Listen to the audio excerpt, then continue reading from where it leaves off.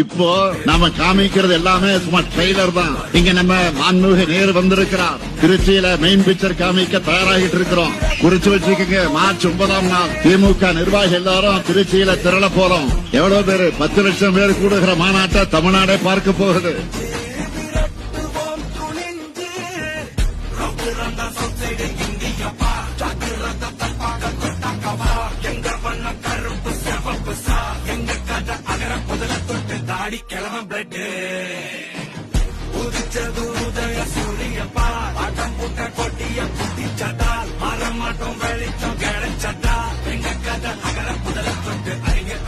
நேரு என்றால் மாநாடு, மாநாடு என்றால் நேரு என்று பெயர் பெற்றவர் அவர்.